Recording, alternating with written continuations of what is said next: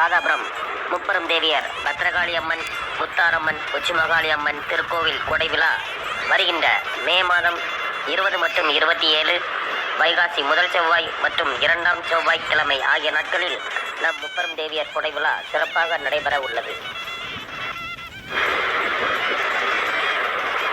ராதாபுரம் முப்பெரும் தேவியர் பத்ரகாளி அம்மன், முத்தாரம்மன், உச்சிமகாளி அம்மன் திருக்கோவில் கொடைவிழா வருகின்ற மே மாதம்